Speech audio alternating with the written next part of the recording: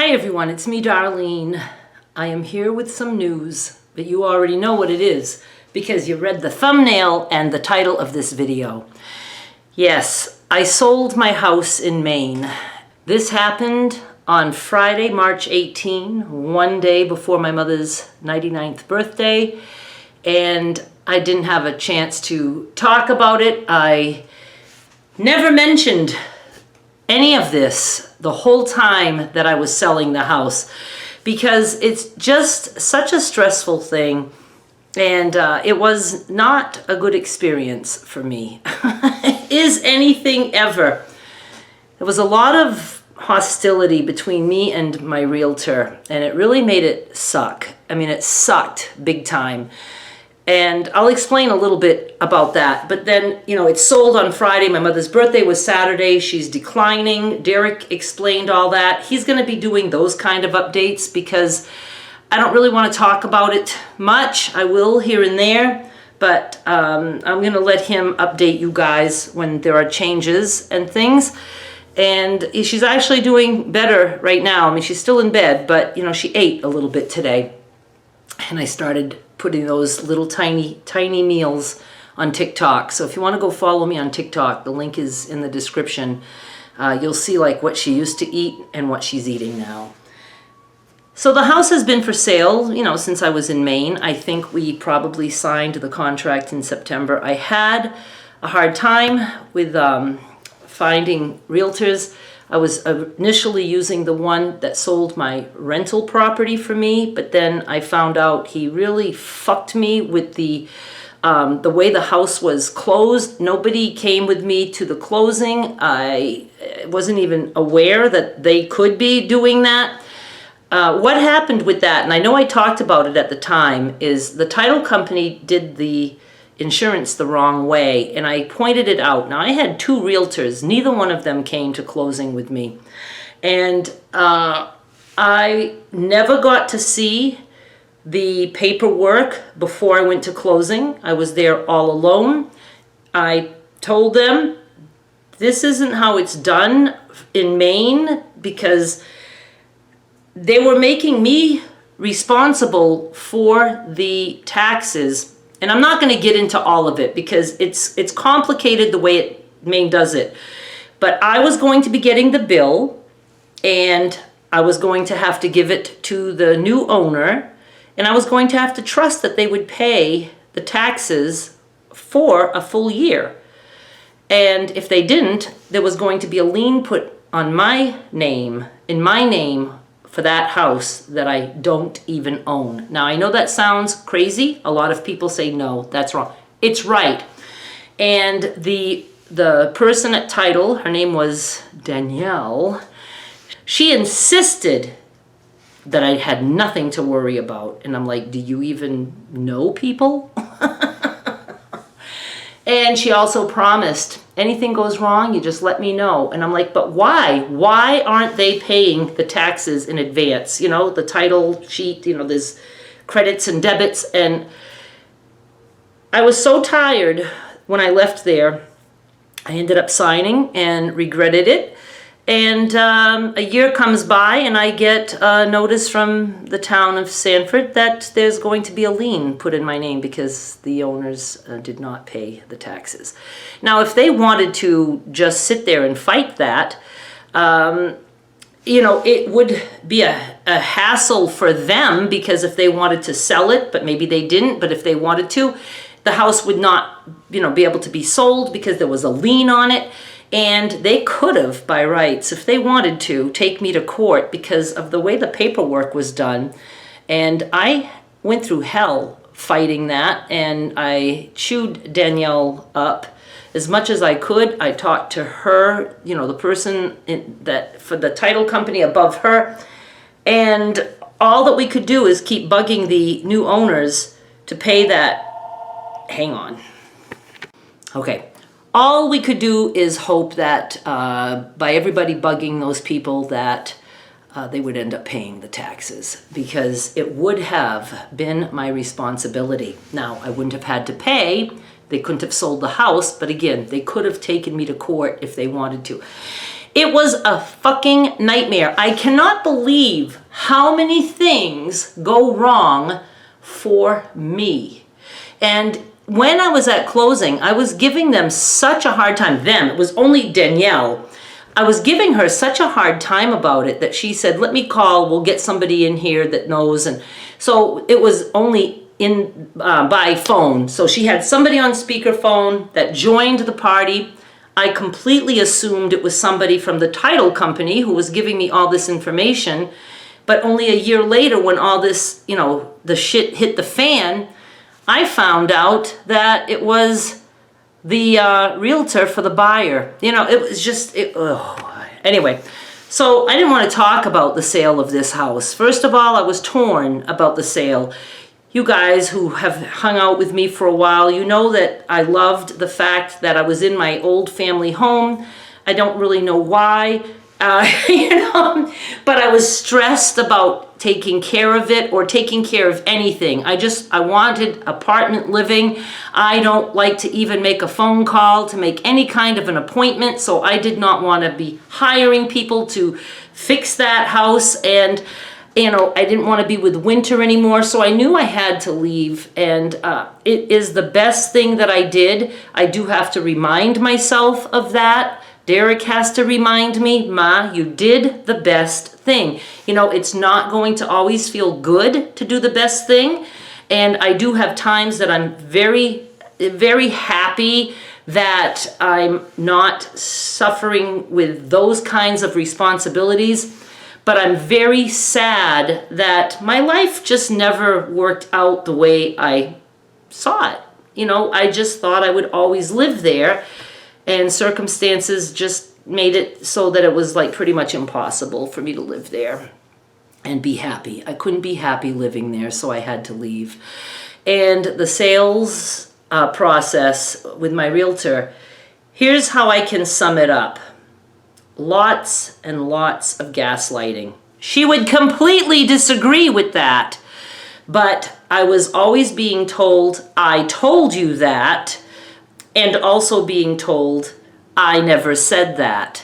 So I felt like I was dealing with my mother. It was just, I know that I'm not nuts. I am pretty in tune with what people say, and I don't have to write it down or record it or whatever to know what I was told.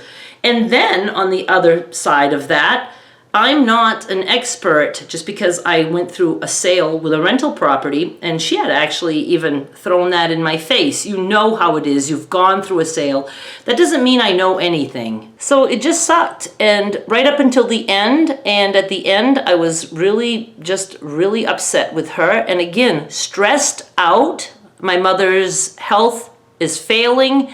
And I am still upset about all kinds of other things with this move. I still have the moving, the movers that I need to deal with. I'm trying to let myself let that go, but I can't bring myself to let it go.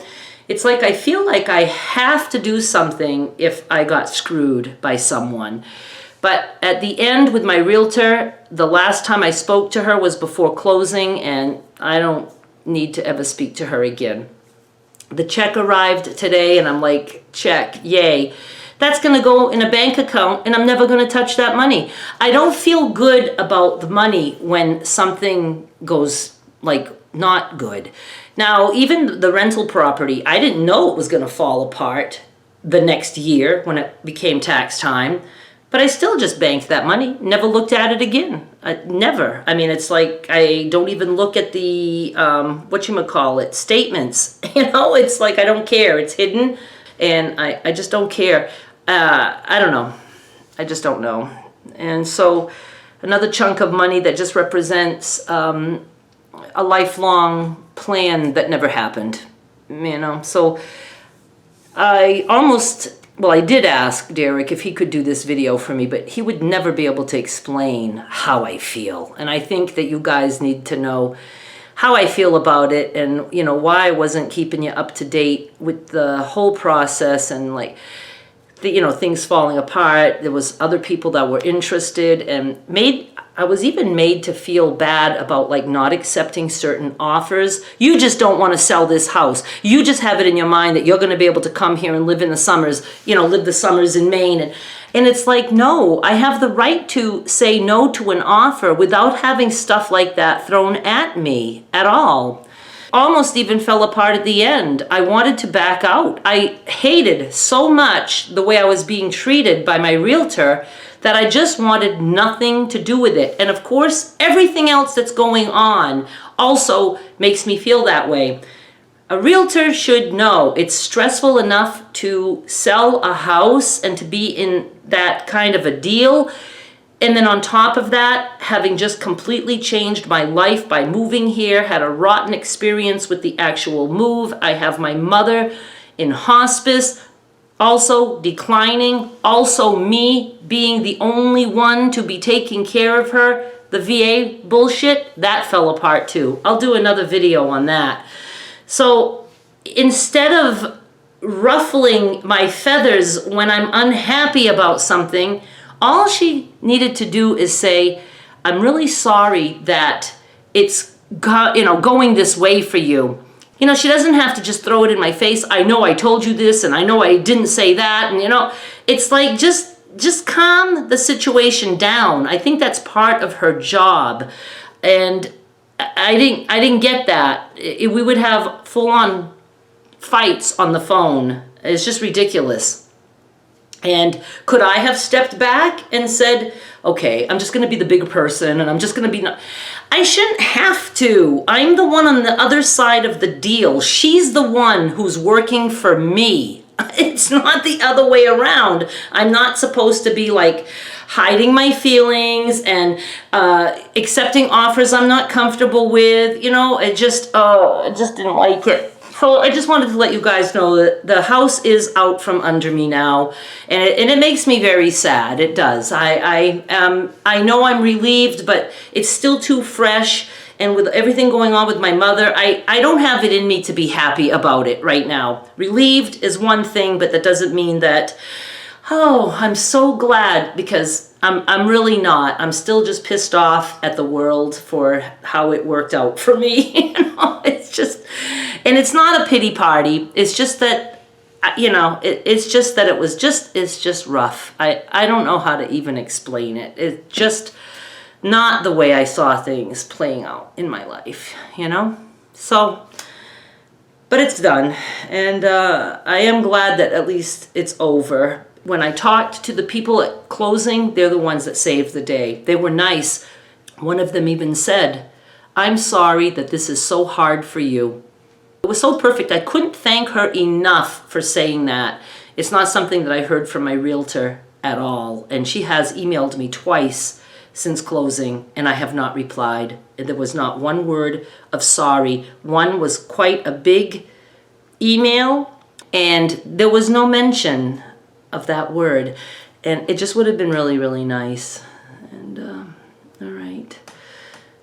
And I do have phone calls recorded of all that, and I hesitated as to whether or not I wanted to put that out here. I'm just going to wait until I calm down a little bit. If I think that those phone conversations would be helpful to others, I have no problem putting that up, because I think it's helpful for people to hear how people can be treated. And